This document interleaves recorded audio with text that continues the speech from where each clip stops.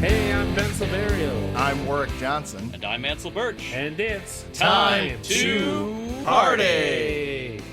Today's episode about Terminator 2 was recorded on January 7th, 2023. We are not doctors. We don't give medical advice. Please drink responsibly. Dun dun dun dun Dun dun dun dun dun. bum bum bum bum bum. Dun dun Dun dun dun. Oh wait, That's the wrong guy. Steven Spielberg. Ah. Or his non-union equivalent, Hans Spielberg. Fun fact: James Cameron and Steven Spielberg and Guillermo del Toro have a little secret movie club. Ooh, do they hang out and watch all the MCU movies in timeline order? So my headcanon was that they all wear matching pajamas and eat popcorn Yes. and have a rotating, at one of their houses each time. I would hope so. James, But in reality, they go to each other for like notes on scripts and they visit each other's sets and give feedback and stuff. ooh, that's less so fun. cool. Like I just imagine them having like a scathing group chat talking shit on Zack Snyder. Yes. And Michael Bay. Or it's just like Guillermo's just like, oh my god, you guys gotta go see Bullet Train. It's so much fun. Guillermo's like, guys, we need to watch Totoro again. James Cameron's like, we gotta watch The Abyss and jerk off to the ocean. Hi, party people. For those of you that don't remember from Terminator 1, no. Ben, which movie are we talking about? And whose Yes. review do we have? Yes. Party people, welcome back to Time to Party. This is our second episode about Terminator 2 Judgment Day. One of literally the best sci-fi movies ever. Yeah, I think that's pretty safe to say, Yes. right? Yeah, it's up there. Yeah, if It's you don't certainly know one what of the we're most talking, beloved. absolutely. Yeah, I would agree. Because with that that. way we're not qualifying it. Sure. Yes. Or I agree. Yeah. Quantifying it? Both, actually, because by saying it's one of the most beloved sci-fi movies, we'd be qualifying it as opposed to saying that it's one of the best movies. But we'd also be quantifying it by ranking it as one of the top ones, I believe. Language is fun. Isn't it? Grad school, ladies and gentlemen. Grad school, bitches. Go to DePaul. You'll learn things, I guess. I don't know. Don't go to DePaul. Or do. I don't know. You do whatever you want. It's your life, At the end of the day, you got to go up to that weird goat and tell him what you did, So live the life that you want. Is that how you graduate? You just go up to the goat? That's just what I imagine the afterlife is like. There's just a goat there Oh. that's just like eating grass. And you got to just like, you're just like, well, what do you think? And the goat's like, thumbs up or thumbs down. I guess the goat has thumbs. Does the goat have shoes? Find out in my book, Midnight City, coming in 2024. I don't think it's actually coming out in 2024, so please do not get your hopes up. But if you start calling Simon & Schuster, it's like, hey, I got to get a copy of Midnight City. They'll be like, we got to find this guy. Hey, if you That's want how to give me books are money sold, for pre-orders, I'll take it. Buy my book. Buy my book. No, but seriously, If go you to do enough pre-orders, we warwickjohnson.com. might print it. But go to warwickjohnson.com and buy The Empty Grave, please. I have so many boxes of it, and I don't know what to do with them. If you don't know what movie we're talking about this month on Time to Party, our good friends at Rotten Tomatoes tell us this. In the sequel, set 11 years after The Terminator, young John Connor, played by Edward Furlong, the key to civilization's victory over a future robot uprising is the target of the shape-shifting T-1000, Robert Patrick, a Terminator sent from the future to kill him. Another Terminator, the revamped T-800, Arnold Schwarzenegger, has been sent back to protect the boy. As John and his mother, Linda Hamilton, go on the run with the T-800, the boy forms an unexpected bond with the robot. Aww. Our friends at Rotten Tomatoes are a lot more sentimental than our friends at IMDb. Apparently. Yeah, but also it sounds like it wasn't written by an AI robot, so... The irony is strong. That's what they want. That's Yeah, what they want you right? to think. Yeah, that's what they want you to think. So the first thing that I want to bring up is that we're not that far from the robot uprising. No. If we're to believe Terminator 2 Judgment Day. That is true. 2029. Okay. Hold on. I will say this, though. 2029 is when John Connor sends the Terminator back to protect himself. So Yeah, the uprising's in the 90s. Yes. 97, I guess, is when it really starts. The more interesting thing for me was watching this movie is that I was also born in 1984. And so I was watching this and I was like, I got 6 years to lead a revolution against the robot uprising. And then I'll feel as accomplished as John Connor.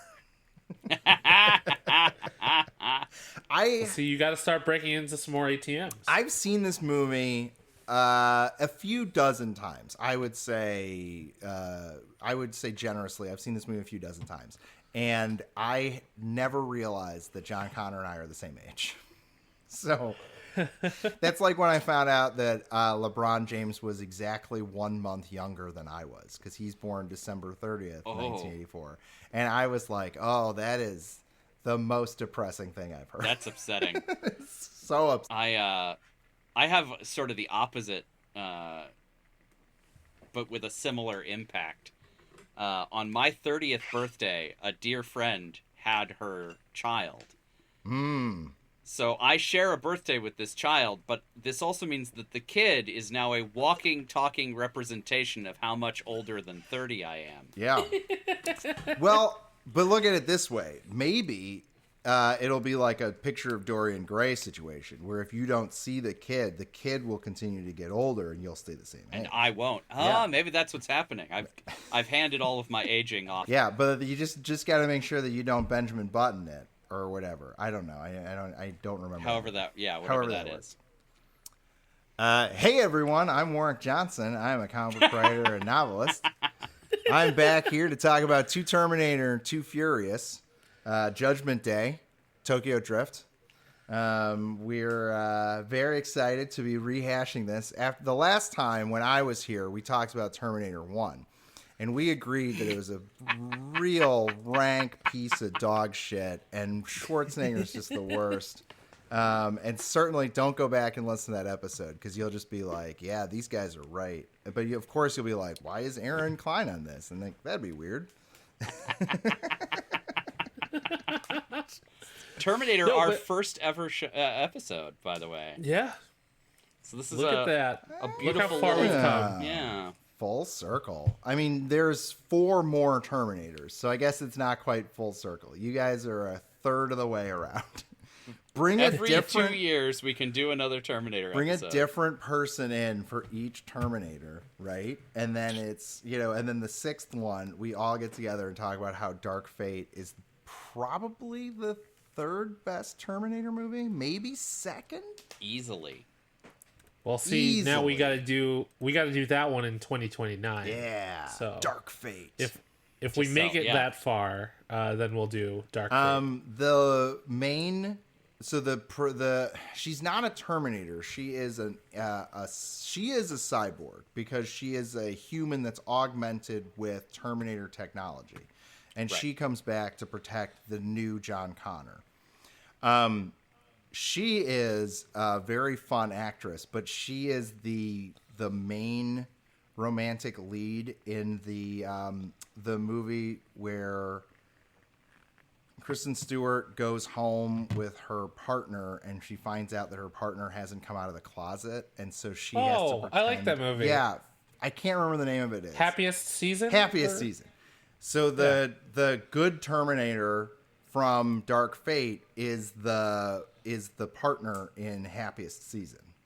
Oh. And she is great in Dark Fate. And I just think it's so funny that they were just like, okay, what if it's just like a human this time? And she's got cyborg parts. So, yeah. That would be funny. Yeah, let's do that. That's my sell for Dark Fate. But at the end of this episode, I will rank my Terminators. So stay tuned. Oh. Yeah. A classic Warwick Johnson series ranking. Just the my patented Warwick Johnson series rankings. because it goes Fast 5. It's a vintage Warwick Johnson whodunit. Yep. So in terms of Terminator versus T2, the first Terminator movie is more like a horror movie. Like, Absolutely. you have this Terminator just constantly chasing John Connor. Sarah And you're Sarah Connor, yeah. Sarah Connor, right? And you have this like air of I don't want to keep saying horror. There's this element. Yep. Yeah, there's this element of suspense, like nearly a thriller disguised in a sci-fi movie. Well, and I think the difference is in the first movie, it's two humans going up against a killer robot. Only one of the humans is an actual fighter, being the hottest balls Michael Biehn. I actually don't know why I keep making this joke that Michael Biehn is super hot in Terminator 1. Is it a joke? Like, I don't know if it's a joke. I'm sure Michael Biehn is still attractive now, but he definitely was in Terminator 1. But so you've got Michael Biehn, who's a trained soldier, and then Sarah Connor, who's just like a retail like clerk, right? Like she's just a regular person, and they're going up against the killer machine, and there's nothing they can do to stop Schwarzenegger in that. He mows through police stations and stuff. Whereas in this one, I think it's less horror and more of an action movie because the playing field is more level. Mm-hmm. Yeah, because now both sides have a killer cyborg. Right. And even though So Robert it's evened Patrick up. is by himself and he's more advanced and tougher, Schwarzenegger holds him off. Schwarzenegger, has moments where they gain the upper hand and they're able to stop him and get away. Yeah. Yep. Yeah. The design of Schwarzenegger is advantageous in a couple of key ways. Oh, Robert Patrick, you mean Peacemaker's dad? Peacemaker's dad. This is the role that put him on the map, and to this day, That every did time not. Woof. That hit me hard when I was like, "Wait, what? Yep. That guy?" Robert Patrick is such a good actor, and he does some really fun, interesting stuff in this movie. Something that I found interesting is when he was doing this, he mimicked American bald eagle. That was the inspiration that he took for some of the motions that the T-1000 does. And so I think that's really interesting that he has, that almost some of the head motions and things like that. I think that that's a really cool idea that he based some of the movement on the bald eagle, this predator of the sky. I think that's really neat. I'm picturing an Inside the Actor studio with Robert Patrick and Sam the Eagle from the Muppets. Robert Patrick, Sam the Eagle, and Eagly. And Eagly, there you go. Peacemaker. It's moderated by Eagly. Yeah, it's I'd watch moderated. I would watch that too. And the other cool thing is apparently Robert Patrick did extensive training, specifically running, so that he was able to run without necessarily breathing hard or noticeably. Oh, breathing. interesting. So he could make it more robotic. And so he did a lot of breath control and a lot of extreme cardio to get ready for it. And apparently he did it so well that he was able to catch the dirt bike in filmings and he had to slow down on a couple takes. Wow. Yep. Insane. Yep. Why run that fast? He takes that In seriously, case of bears, man. I guess. Agent Doggett is, knows what he's doing. He's very committed. Mm-hmm. But we're talking about Robert Patrick, but his character, the T-1000, says some weird shit. True. For example, when he meets John Connor's foster parents, he says, "Oh, he's a good-looking boy. Mind if I take this picture?" Which is That is an odd thing thing to say, request. right? Yeah, super creepy. It was also odd of them to immediately be like, "Yeah, that's fine." Yeah, right?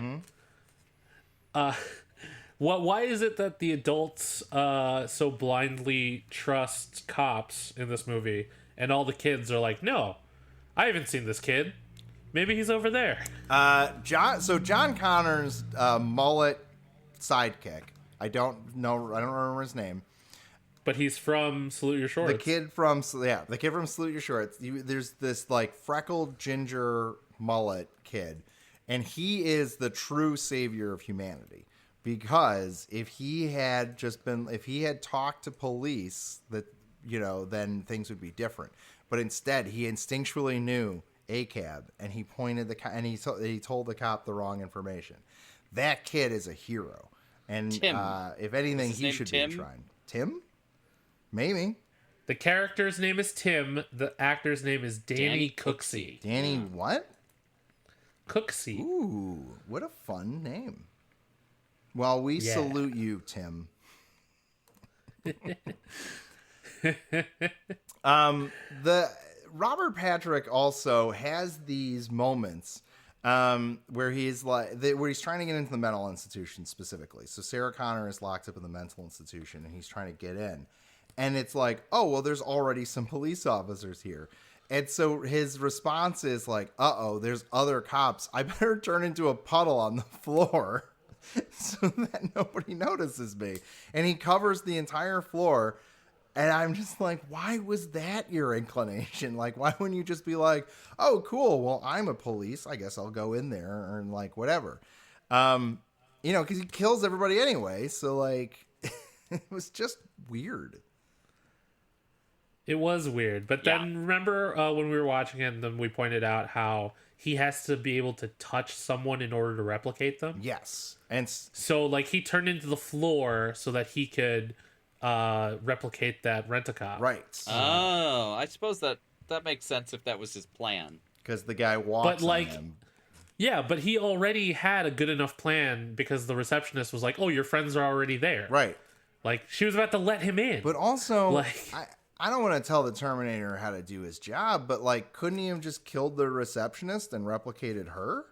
Because it seems like she's the one that had access to all this stuff, right? I agree. Like, it seems like the T-1000, as cool as he is, like, structurally, he doesn't really have the strategy down. Yep. Yeah. Well, maybe there's not room for all the processors in the goop brain. Yeah. It reminded me so much of it's reminded me so much of Talos from Captain Marvel. Okay. And because in that movie, he's like, oh, I really like Ben Mendelsohn and Ben Mendelsohn's weird Southern American way of talking. I'm just going to keep that the whole time and, like disguise myself as that. In that same way, the T-1000 always looks like Robert Patrick for the most part. Like, he keeps that first human form. Keeps going back to him, yeah. Keeps going back to it. I guess because he's like, well, cops can carry guns, so this will be easier for me to, like, get around.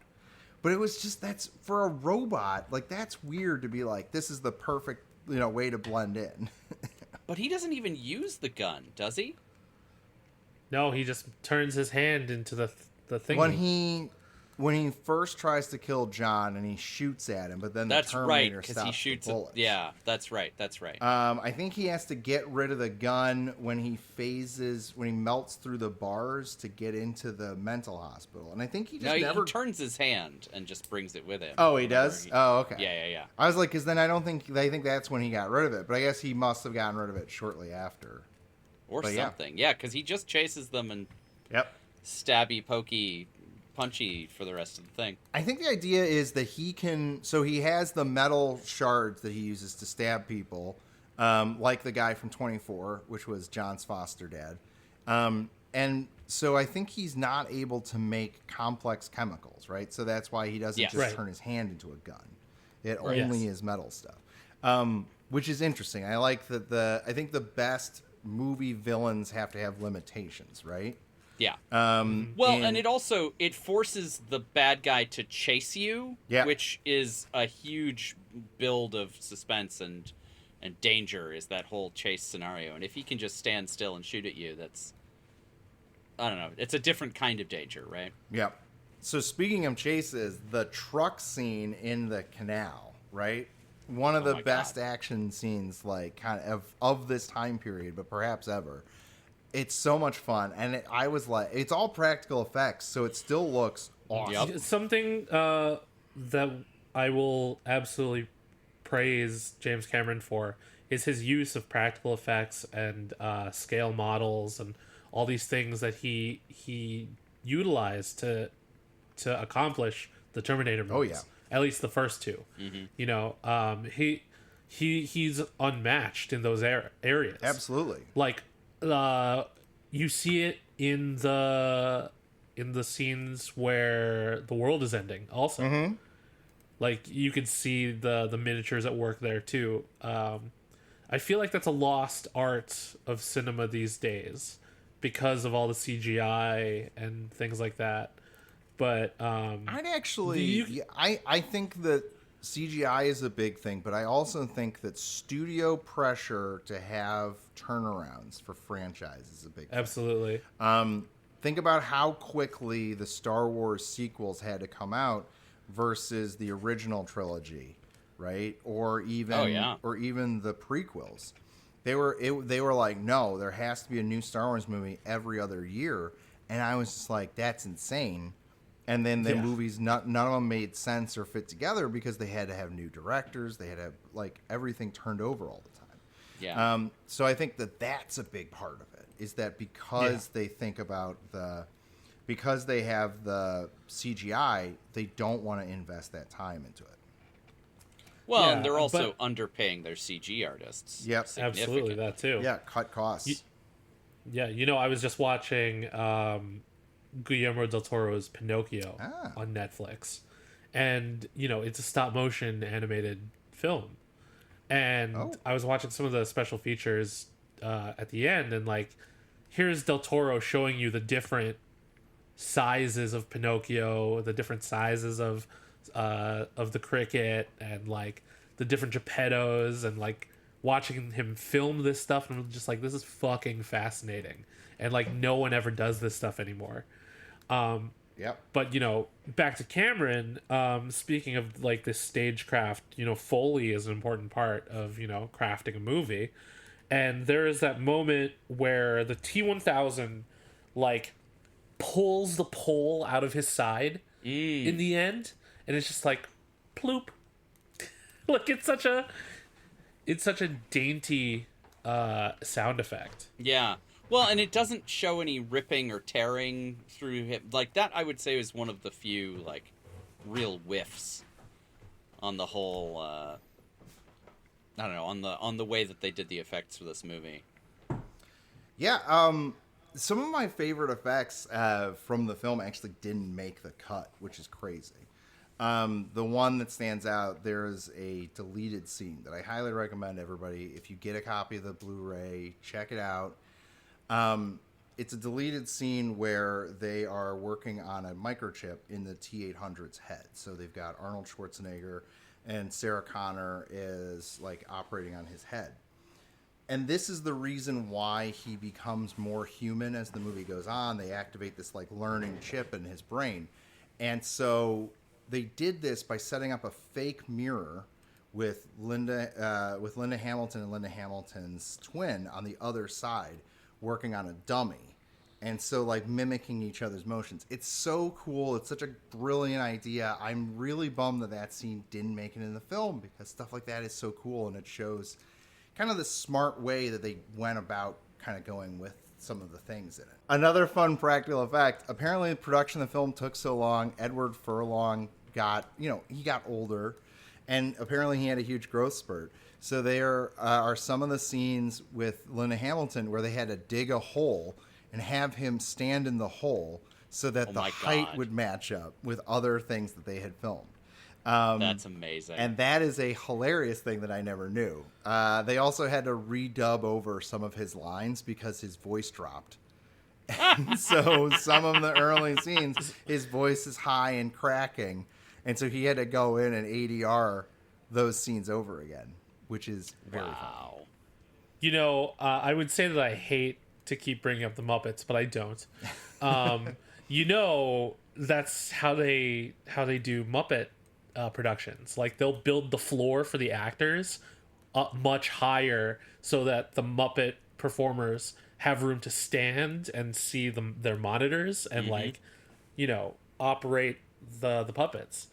So it's the regular actors that are elevated on a stage. Very fun. Instead of the Muppets being in holes. Yeah. So much in this movie, I think, relies heavily on the performances. I would argue this is one of Schwarzenegger's best performances. I have a hard time thinking of a better Schwarzenegger, or at least a more favored one. I feel like this is at the top of the list for me. Yeah.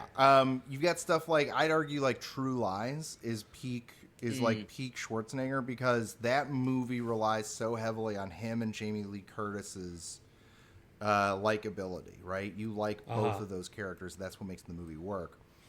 But Jingle All the Way. Jingle All the Way, delightful. Cop. Schwarzenegger's got so many fun movies, right? Yeah, but this one... Yeah. Junior's a good one. But this one, he's funny, he's intimidating, he does the action stuff. I mean, it's really like the total package. It's true. Edward Furlong, who is like a somehow not super annoying child in this movie. Like, Edward Furlong does not get nearly enough credit for playing like a rebellious kind of punk kid, but it's believable, and he's not a little shit about it. You know, like, I think that's a really hard thing to do.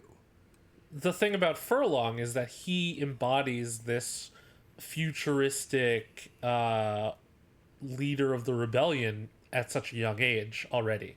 Like, we had already mentioned it before, but, like, you know, you see the seeds of him being that person as the 10-year-old. Yep. You know, at certain moments throughout the movie. And also Linda Hamilton. I mean, this is always a badass. So good. But it's also such a departure from Sarah Connor from Terminator 1. And Ben, Right. we talked about this a lot in the episode where we talked about Terminator 1. Yes. But then to see her now in this one, where she's just this like hard, grizzled badass. But you get why, and you see that she wants so desperately, you know, to have John be the person that's going to save the world and everything. And, like, yeah, she probably was a pretty crappy mom, but, like, she did it because she wants to save the world. And you get so much of that from her performances, from her performance as Sarah Connor. I think that's such a cool change. Like, it's such a neat kind of thing to see that growth between the first one and the second one.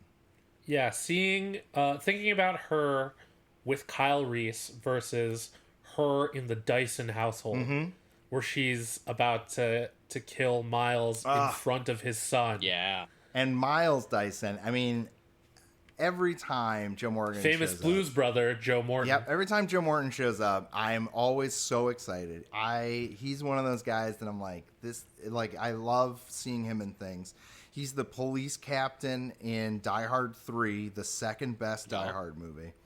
And he is just like one of those guys that when he shows up, you're like, yes, he's in this movie. That's awesome. And I saw Ansel's face when I called him a blues brother. He's in Blues Brothers 2000. It counts. Blues Brother 2000. Buy it. Sure.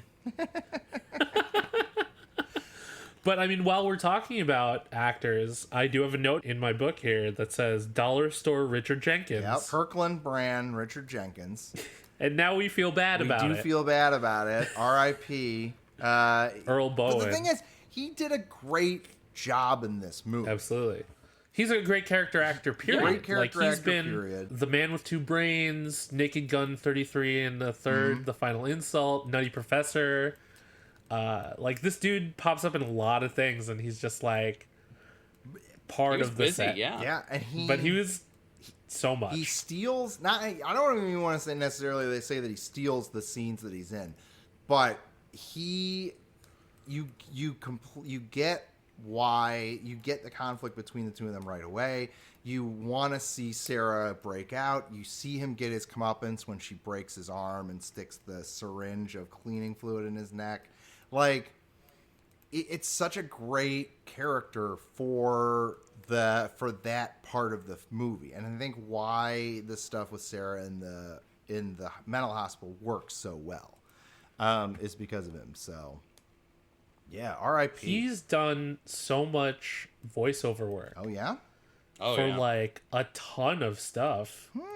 Like, I'm looking at his IMDb profile right now, and it's just, damn, bro. Like, he did he's done a lot of, like, Star Trek stuff. So many different cartoons. Justice League. But this is the one that I did not realize. He's the voice of Rex in Toy Story. Aw. That's cool. I didn't know that. That's the dinosaur, right? Yeah. Cool. Oh. He's also the voice of the Beyonder and the Red Skull in the Spider-Man animated series. That's cool. Wow, the 90s one? Yeah. Oh, very fun. God, there's so many roles that this dude has been in. Yep. And we would be remiss, I think, if we didn't mention Stan Winston, who he's not in the movie, but this movie would not look as cool as it did without him. He's one of the legends of special effects. And he created the Terminator look with the damaged face. He did so much of the practical effects, like the big metal, like bullet wounds on the T-1000. Mm-hmm. He came up with all of the nuclear effects. So big shout out to Stan Winston in this movie. Freaking kills it. We talk about how good the practical effects are, and that's that guy. I mean, like, that's what he's known for. Like, he's like the freaking king of that stuff. What do you think of this movie's, like, legacy? Okay, so I was definitely going to bring this up. So I think one of the stereotypes that you get from culture, really, is that boys shouldn't cry, right? Like, it's definitely a residual like holdover from, like, this toxic masculinity culture that, you know, we've lived in for so long. But in this movie kind of makes it okay to cry, because the Terminator keeps asking John Connor, like, well, why are you crying? You know, and then he's just like, I understand why you're crying now. Yeah. You know, it's a basic part of being human. And in a way, you know, for all the kids who watched this while they were growing up, it would instill in them this whole this idea that, you know, it's okay to feel emotions. Yeah, you know, there's a humanity in that. Yeah, for sure. I also think too, I mean, if you think back to the 90s, because this comes out in 92, and there were a lot of science fiction included action films that kind of came out in the wake of this. There were a couple beforehand, right? Like Total Recall, another Schwarzenegger movie, you know, Sure. and of course the original Terminator. But there was kind of a big explosion of it after this, because this movie was a pretty big hit. It won like 4 Academy Awards. It made like a lot of money. I think adjusted for inflation, it's the highest grossing R-rated film of all time. So it's like, you know, obviously it had a big cultural impact. And I think that, you know, you see that where I think it pushed the zeitgeist a little bit more towards science fiction. And then that was picked up and carried on by stuff like Blade and then the MCU, you know. So I think that maybe we wouldn't have seen that same drive to how big comic book movies are now, or stuff like Game of Thrones, without that kind of push towards genre fare. So I think Terminator 2 kind of helped legitimize genre movies in a way that nothing really before it had. I think that's a very fair statement. Yeah. You know, like, and I think that a lot of people, if you mention science fiction, I think that a lot of people are going to think about the Terminator. Like, that's going to be one of the ones that come up, you know. And there's only been one good Terminator movie in the last, like, 15 years. But, you know, even so, like, I think it's a character that sticks with people. From Brian Cage to Kenny Omega to... Absolutely. But something that Aaron and I legitimately talked about last time we talked about the Terminator was that when we were rewatching the first one, we were misremembering parts of the second one as the first one. So like when you say Terminator to people, I feel like most of the time they're thinking of T2. Yeah. Because it's the one that holds up the best, I think. Terminator 1 has the police station scene, the I'll be back, and then he drives the car through. You've got that scene, and I think that's the scene that everybody remembers from Terminator 1. Aside from that, I like that movie a lot. I couldn't tell you more than maybe one or two of the scenes that happens. I remember the ending of that movie, and I remember when the Terminator first shows up. And that's kind of it, Right. Because everything else is hasta la vista, come with me if you want to live. Yep. Which is all from this one. I think thumbs up as you fall into the metal. Yep. This is the first movie where we see the future, too. I don't think we actually see what the future is like in Terminator 1. We do. We do. We okay. do. Yeah, we do. There's some flashbacks to John Connor in the past sending... all right. What's his bucket? Okay, I wasn't sure. Kyle Reese. Yeah, I wasn't sure if the opening of this was the first time that we see the Terminators like in action in the future. So I wasn't sure about that.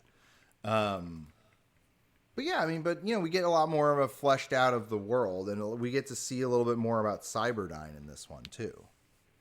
Yes. Another lasting effect of Terminator 2 is, immersive theme park experiences. Because I know I end up talking about like theme park rides often on this podcast. But the Universal Studios attraction Terminator 2 3D Battle Across Time, which is stylized as T2 3D, was, I remember, one of the highlights of going to Universal Studios in Hollywood. It was also in Orlando and Japan. And actually, I think the one in Japan is the only one standing. The other two have been eliminated. If I'm not mistaken, they're both replaced by Shrek. They've been terminated. Yeah. They've been terminated. Do you think they just got reskinned, or did they get complete just down to the ground? I mean, I don't think they could have used those Terminators again. They just dubbed over Mike Myers doing the same lines, and so he's just like, come with me if you want to live in my swamp. If you look closely, the Terminators are still in the stage. They just don't come out anymore. Pinocchio is just a Terminator, right? But no, those attractions, like at the time, it was seamlessly integrating live performance with on-screen 3D and 4D special effects in the theater. Like, they had a lot of moving parts that worked really well, and was a huge draw for a kid. Sure, and I'm sure that definitely helped cement my love of T2, because I got to revisit it constantly whenever I go to Universal. But it's a shame that that theme park has put all its money in Harry Potter, and all of these other properties that aren't long-lasting movie franchises. There is a ride for The Secret Lives of Pets. Interesting. I mean, I'm sure it was a good call to do Minions. I'm sure that's still a popular ride. Yeah. But like, they got rid of Jaws and Back to the Future and Terminator. Like, a lot of their marquee attractions, E.T., King Kong. Now I would bet you a lot of little kids now have no idea who E.T. is. Absolutely, but like, that's the fault of the studio, right? Like, they're the ones not. I mean, all right. Look, fair enough. But okay, a little insight. I hated E.T. as a kid. Yeah? Yes, I could not stand it. I don't know why, But every time I watched that movie, I was like, no, this movie sucks. I can't. This is a terrible film. I don't know why people like it. Interesting. Yeah, I don't know. I couldn't even tell you why I hated E.T. But I did. I never liked it. Huh. Yeah. So that is and that's the insight that I have, is that E.T. sucks and should get buried on the wayside of history. So Warwick is in favor of killer robots, but not sweet aliens. Yes, killer robots or killer aliens. I like killer aliens too, So I was gonna bring up Godzilla, but he's not an alien. there are some. No, Godzilla's like a primordial creation He's from the center of the earth. Right. Nuclear tests awaken him and empower him and stuff. I was just going to bring him up because you're decidedly pro. I am Is decidedly Mothra pro an Godzilla. alien? So King Ghidorah is an alien Yeah. for sure. Mothra might be from Earth. Same with Rodan. I'm not sure, but King Ghidorah is definitely an alien. And so is Mechagodzilla, I want to say, in the original Godzilla. Readers, feel free to hashtag not my Godzilla with any updates on whether that's. Did I say readers? Oh my god, sorry. Listeners, feel free to It's okay. tweet Ben us. does that all the time. I do. It's true. It's that written medium. It's really hard to transition from one to the other. It's Right? Yeah. Real. So Terminator 2 is one of the movies that always sticks out to me, and I think when you say time travel, it's what jumps out. It's always one that comes to mind. But it's so much of it is set in the present day, but yet it feels like it's really a future dystopian. I guess I think about it in the same way as like Days of Future Past, right? Most of Days of Future Past takes place and I'm talking about the comic, not the movie. But most of it takes place in the X-Men's present, Sure. and you get the glimpses forward. You see the Sentinels fry Wolverine. Like, it's these big moments that happen in the future. But most of it takes place in the X-Men's present. And yet it is this, like, when you think about it, you're like, dystopian. Everything's dystopian. It's all like dense and hard. And that's the same kind of thing with this one. We get only a little bit of the future, and so much of it is based on so much of it you think about it as just this dystopian thing. And I just think that that's interesting. I think that there's something about the dark future of Terminator. It makes such an impact that even with just the little glimpses of it, that's really what kind of stands out. And I just think that that's kind of a testament to the movie, that it really is this like warning of like that this is something that can happen. And I think that's kind of fun. Mm-hmm. Yeah, that is really neat. That it's so much a presaging of the worries that we had then, which the dates are wrong, but those are still concerns that people are like freaked out about now. Like, some of the most powerful people in the world are worried about AI right now. Yeah. And well, automation is such a to slip on my crazy leftist hat, but automation is going to be one of the biggest concerns that we have going forward. Because as more and more jobs become automized, not only do you have people that don't have work, but you're also then it becomes, well, if you're able to automate these jobs, shouldn't you?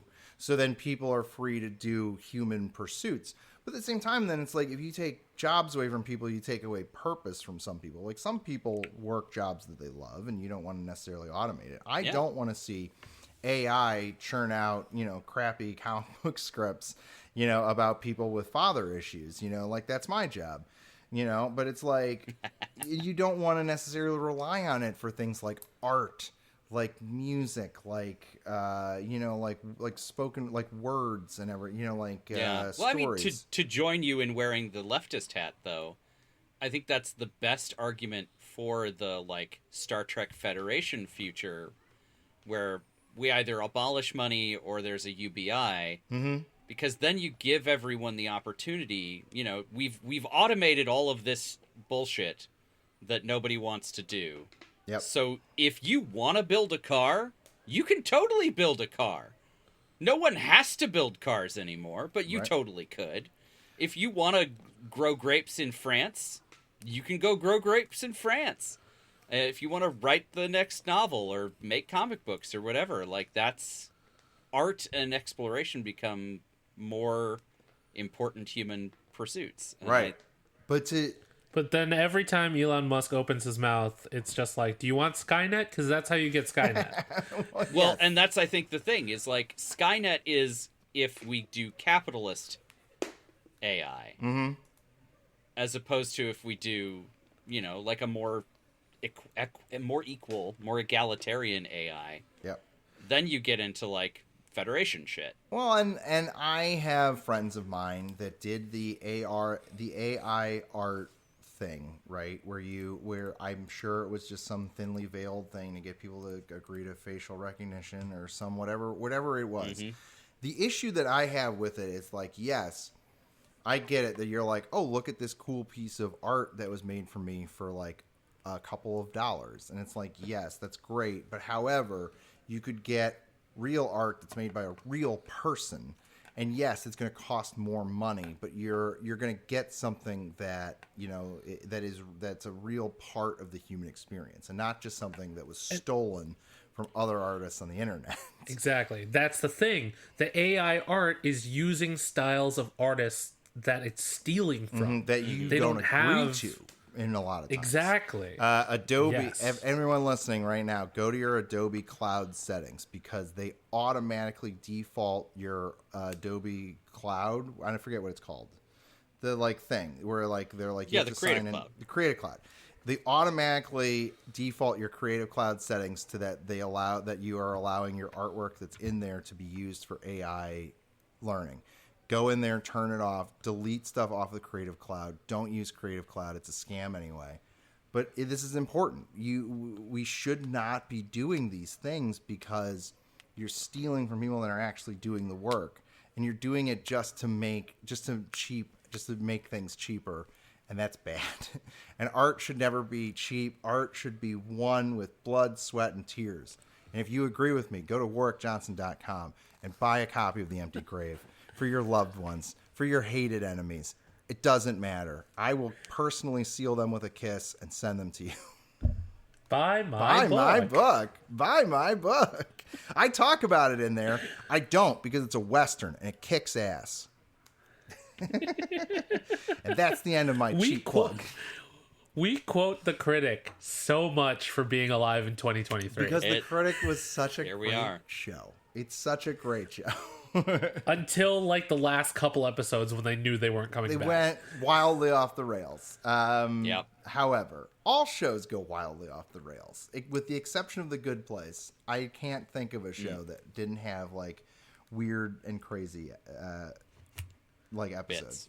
I love Arrested New Girl. Development, Community. The last season of New Girl is unwatchable. There are a handful of good episodes, but that's it. Oof. And that's So- yeah. What are our final thoughts about Terminator 2? Yeah, I mean, if you're asking if Terminator 2 Judgment Day is worth our time, I think that's a resounding yes. It's worth all of your time. Devote your life absolutely. to Terminator 2. Join Skynet. Join now. Skynet. Join the Resistance. Move to Belize. Hang out with people. Sleep with war Sleep criminals. with worker bills. No, We don't know that she slept with him. Terminator. She probably did, and that's okay. Let Sarah Connor get her rocks off. That's what Yeah, I say. Absolutely. 'Cause she deserves it. She knew that Judgment Day was coming, so she wanted to bang as many war criminals as she could. And I say hats off. No. So the Terminator movies after this all go very sharply downhill. And that's a shame because I feel like the studio had the rights and they're like, well, this movie was so successful. We got to keep going back and milking this cow. And they couldn't get James Cameron to come back. Really, I think he produced most of them. But there's middling forms of success. Terminator 3 is not that terrible. Terminator 4 Salvation is okay, except for Sam Worthington, which is a phrase that everyone uses in every movie that Sam Worthington is in. Terminator Genesis might be just an absolute dog turd of a film. And by might be, I mean it's 1,000% just a dog turd of a movie. I'm very sorry, Matt Smith. I know you're an avid listener, but that movie stunk. They wasted you in it, so I'm sorry, Matt Smith. I still maintain that there are interesting elements in that movie. There are cool concepts that are done poorly. That is the thing with Genesis that drives me nuts. Is that the going back and rescuing Sarah Connor early and having her be raised by the Terminator. Now she's a badass at the age that Michael Biehn would be meeting her. That's an interesting concept. Replacing Michael Biehn with Jay Courtney is that is a crime. What a downgrade. Alan Taylor should be in jail for doing that. I'm sorry, but if you can't get Chris Pine to play Kyle Reese, then don't bother remaking it. There is at the very least, try harder to get somebody better. Jai Courtney is terrible, except as Captain Boomerang. I'm not where he's supposed to be terrible. And then Dark Fate, you've got the return of Linda. You've got the return of Linda Hamilton in Dark Fate. And the movie is interesting because it's a direct sequel to 2. So they cut out everything else. And I think that that leads to a lot of really interesting things that they do in Dark Fate, which is why I think that is right below Terminator 1 for me. All the other ones, way distant second or third. But yes, Terminator 2 is absolutely worth your time.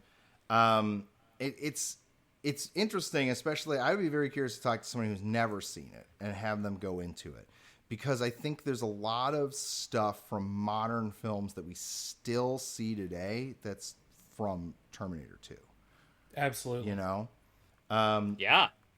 There's so much of that. I think that the interplay with the three main protagonists with the Terminator and John Connor and Sarah Connor, I think that group works so well. And then the interplay between the Terminator and John Connor, I think you see that emulated or that copied in a bunch of movies, which is interesting. So it really it has this indelible mark in cinema. And I think that's what makes Terminator 2 interesting. I feel like there's so much that you can say about it, but it's tough because with a great movie, there's only, it's kind of the same thing. But it really is a movie that if you take it out of the canon, right, of cinema, it leaves this huge gaping hole in almost everything around it. Not even just genre movies, So much special effects, I think, came from this movie, I would say.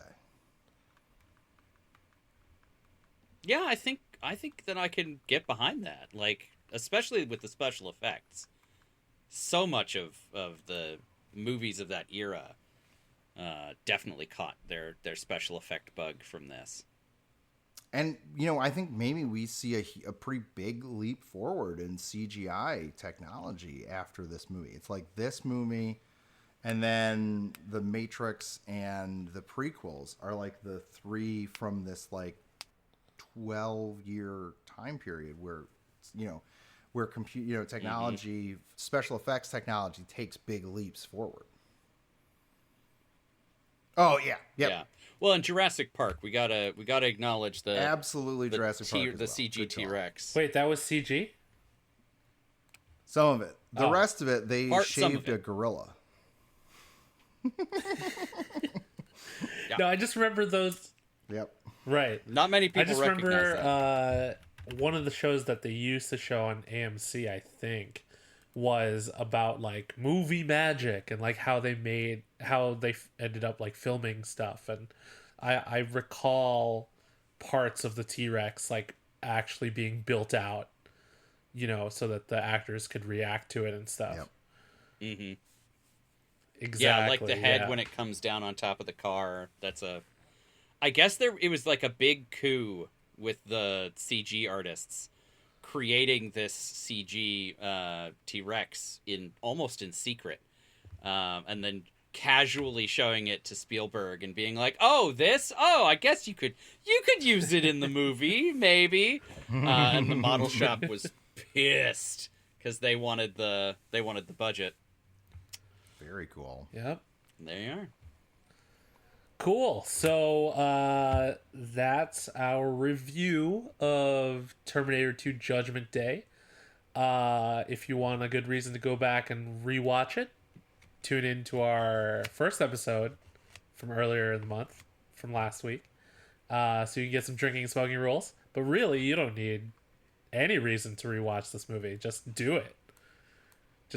It's been a long time since you've rewatched it, right? So just do it. Honestly, I'll rewatch it again because it had been, I think, 10 or 12 years since the last time that I saw it.